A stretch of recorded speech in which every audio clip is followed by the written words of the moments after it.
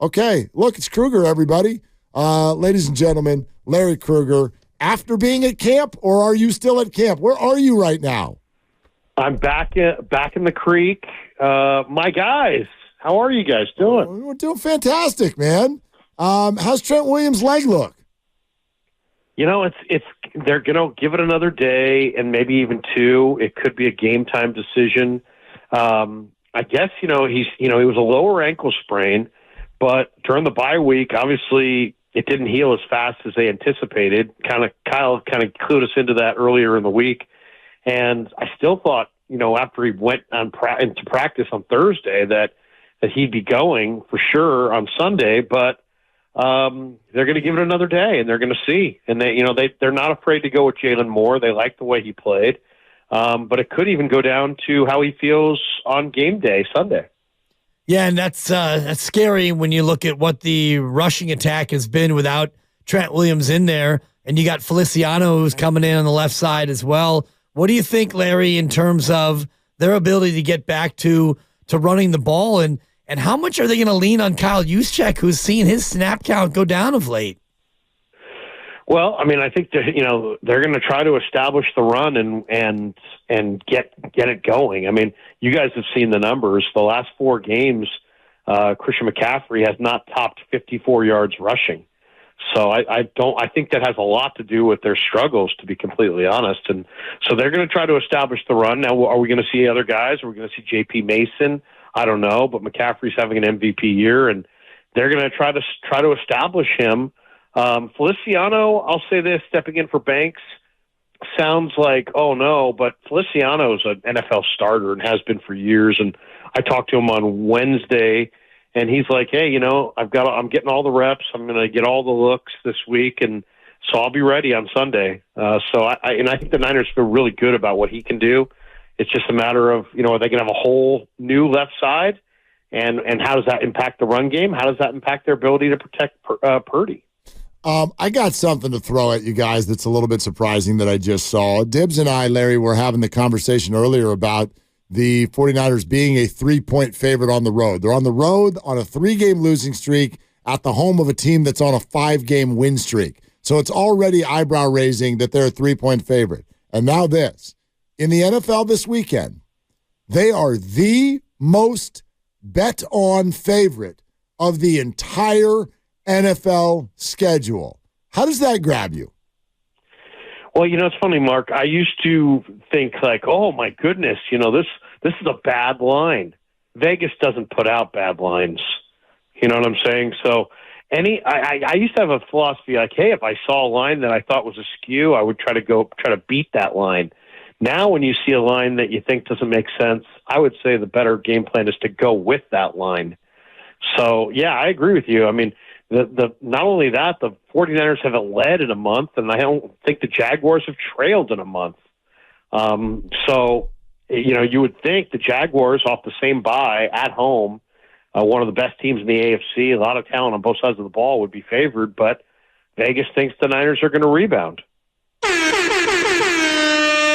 Oh, my goodness. There it is. That's the sounder and the moment we have all been waiting for, and the final chance for you to win your way into Chase Center and play knockout. So I'm going to give you the question, and then you're going to want to start dialing to see if you can answer it and get on in. 415-523-4652. That's the number. Here's the question. This is a fill-in-the-blank question, a Lucas special, if you will. Fill in the blank from our last segment, and apparently Lucas's favorite line of the segment. Here it is. Quote, one pick can ruin the game, but it doesn't mean the guy is now a bad quarterback who had a horrible game, and we should freak out and start talking about people named blank. Fill in that blank. It is not a horrible game, and we should freak out and start talking about people named blank. Blank. If you can fill in that blank, start dialing right now, 415-523-4652. 415-523-4652. The lines are about to be open. Call the contest line. This is your final chance to play knockout at Chase Center. Good luck. Back to Larry. Are you coming, by the way? Are you joining us for Knockout? Why not? Why not? Yeah. By the way, can I get a hint? No, do we get any hints? No, we don't want you to get the answer right. And if you were listening to the segment, Larry, like a good listener should, seriously, you would know the answer based on the fact that it's pretty clear. It's as clear as the nose on your face. That's all. Well, Dibs, you know what? I unfortunately, normally I'm a faithful listener of Willard and Dibs or Dibs and Willard, whoever gets top billing. Wow. But you know what? Thank you. Today I was fighting it out at Costco with the greater people of the East Bay. Oh, can I ask real quick? If I set the over-under at $254, did you go over or under? Mark, do you even really need to ask that question? You almost could have doubled that. You almost could have doubled that. Really? Cash me out one time. Dude, I did Costco for an even $2 earlier this week. I was thrilled. Oh, my God. Even $2. Let me grab the receipt here so I can just double check. Yeah, what was it? I don't even look. $4.15. Wow. Not bad. And what color is the highlighter line that's on that Costco it's pink. receipt? It's for sure. Pink or green? Green. Okay. Oh, wow. There you go. There you go. Most exotic item you got. In other words, like off the board where you walked by and you're like, I'll take one of those. That's a great question. I'm a little disappointed because I got a pineapple that was too ripe. What? You know what I mean? So it's like, I cut into it and it's like already kind of like, I don't know, man. But as far as exotic stuff, I mean, they didn't have. I had to look Penny in the eye, the real Penny in the eye, and just tell her the truth when I walked in the door. They didn't have her dog food. Oh, jeez. Uh-oh. Yeah. Uh-oh. I know. Oh. And this would be hell to pay if Penny doesn't get her food. That's The brutal. real Penny That's needs brutal. to eat. Yeah. She gets one square a day. That's it. And you got to make sure that square is right. Well, Larry, from your dog to the underdogs on Sunday, the Jacksonville Jaguars, thank you. I'm riding high after the Look at the transition. Look at the segue. This is a guy who's done radio before. A time or two, Larry, as you well know. 5-game win streak for Jacksonville. Playing great. The bye maybe mutes a little bit of their momentum, but what do they do offensively that's going to give Steve Wilks, sideline Steve as we call him, going to give him and his fellow some trouble? Well, you know, it's so weird because, like, if you just try to go off of, like, our greater knowledge of football, we would all go with, oh, man, you know, Calvin Ridley or Christian Kirk or, you know, Travis Etienne. But if you actually rolled that all 22 back and forth for the last 4 or 5 games and looked at them, they go to Evan Ingram, the tight end, the guy who's a bomb with the New York Giants, the former Ole Miss tight end, is now in Jacksonville. He is their continuity piece. They move him all over the formation, and they throw it to him short. And then he's got run after the catch ability. And they got a really bad offensive line, and they know it. So they don't even try to take too many shots down the field. It's a lot of Evan Ingram underneath. And if the Niners play a soft coverage on Evan Ingram, that guy's going to have a dozen catches. So I would say if you have Evan Ingram in fantasy this week, you may want to play him because, I mean, Trevor Lawrence goes to this guy all the time. They scheme him open. He's got underrated hands now. He seems like he's in a good rhythm. They're going to have to take away Evan Ingram or it's going to be a long day. Warner and Greenlaw against Ingram sounds like a fun matchup. You're listening to 95.7 The Game, KGMZ FM and HD1 San Francisco, always live on the free Odyssey app, Twitch and YouTube, powered by First NorCal Credit Union. Don't forget, we're not done giving fun stuff away today. Coming up in 30 minutes, Green Day at Oracle Park on September 20th of next year. Pair of tickets coming up at 5:30. Make sure you're with us. All right, Larry, the fundamentals of 49er football. Run the ball, stop the run. We don't know if Trent's going to be back. Is there something more to the 49ers' struggles in the run game, and how do they fix it? You talking about offensively or defensively? Offensively. Well, I mean, offensively, I think it's a combination of they're not getting a lot of push in the interior. Brendel, Banks, and Burford are making a lot of mistakes. they're getting one of the main problems with the 49er run game. If you talk to Shanahan or talk to the offensive lineman this week in the locker room, they're getting into a lot of second and longs because of penalties and mistakes and negative plays. So it's just they're having a hard time getting continuity with a lot of their drives because they'll get a good play, let's say maybe on first down, and then they get stuffed on second and third down, or they'll get a nice run on first down. They'll get called back because of a holding call or some kind of a false start or something. So they got to clean it up and get to second.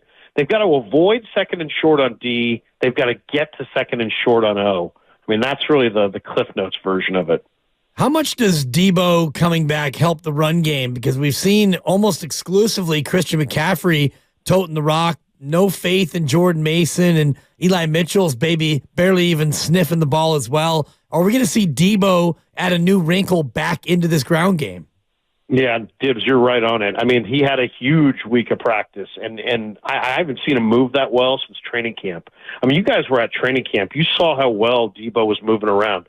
He had not moved that well in practice for the last 4 or 5 weeks. So, the shoulder was bothering him. I think he was a little bit dinged up. He looks a lot fresher. I would say there's a very good high likelihood that he has a big game. Okay. And that's a big part of the run game. That really is. You talk about freshness. Let's go more than just Deebo, because just in reading a lot of the comments from the guys, Larry, there were a group of players, Kyle Juszczyk being one of them, who's like, I didn't realize how worn out we were until I got back to this week's practice and felt how much better I felt than when we were getting ready to play Cincinnati. Did you have any of those conversations? What are your observations in terms of just the 49ers' sort of physical state coming out of the bye? Yeah, they just did not bring a lot of life and energy in that Cincinnati game, and they got embarrassed on both sides of the ball. And I agree with them wholeheartedly. I had a conversation with the long snapper in the corner of the locker room on Tuesday or Wednesday, Tabor Pepper, who's a great guy to talk to, by the way. You guys should get him on the show. He's probably one of the best interviews on the team, and he's just real candid. And he said, we had gone for like 13 straight weeks, if you look at it, since training camp.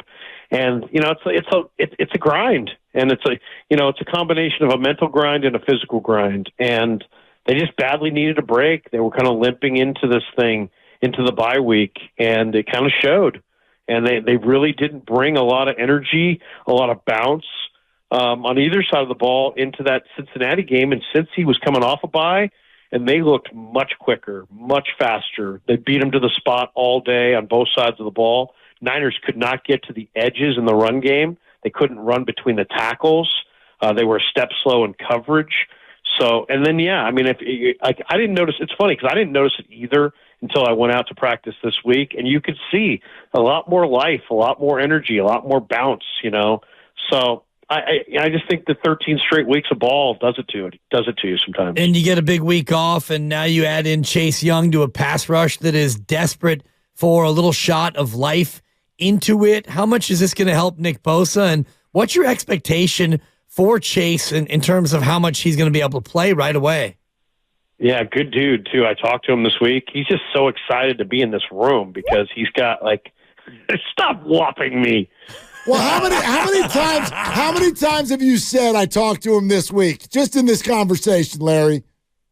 Well, I'm trying to paint you the picture of, real life dialogue with people that, No, you're a verbal Monet I'm now. trying to show your guys' audience that, when you turn into Dibs and Willard or Willard and Dibs, you don't just get a guy who kind of knows. You get a guy who actually was there. You know what I'm saying? All week long. It's amazing. I'm going to go to dinner tonight and go play the golf thing over at Oracle Park, and everybody who comes up to me and goes, hey, what about that Krueger guy? I'm going to be like, I talked to him this week. And then that's it. I just was talking to him. Just talked to him. Fast. No, but Chase he's when you're on a losing team and then you go to a winning team, Mark, you know what the feeling's like. It's and Dibs, you could actually speak to it as well. Heck, we all could. Yeah, boy.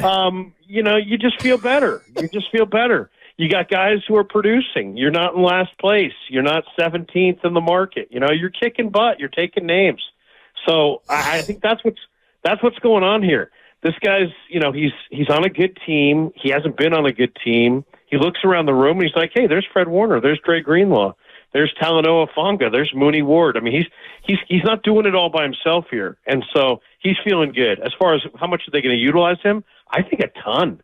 I think he was here during the bye week, talking with Bosa, working with Chris Kasarik, and just getting up to speed. So he's in a great frame of mind. He's excited to contribute. I think the Niners may be able to get some of his best ball.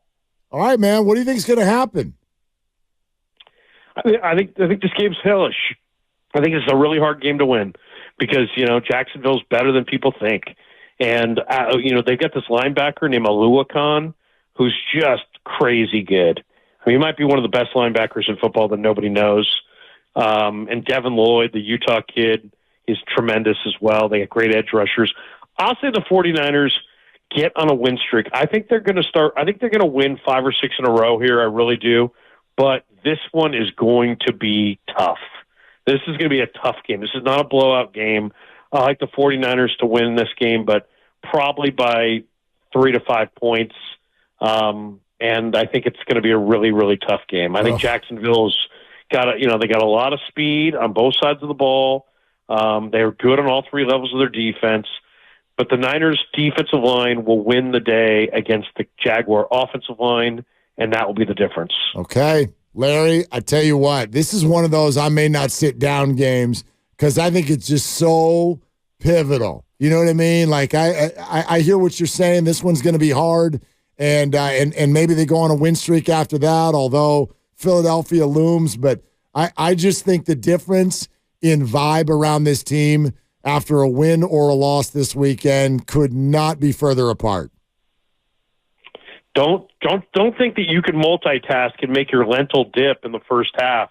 You want to know? While you're watching this thing, you better get that lentil dip made in the pregame. Bro, I already told you. I made it last week and froze half of it, and it's defrosting right now, getting ready for this game. So don't you ever worry about that.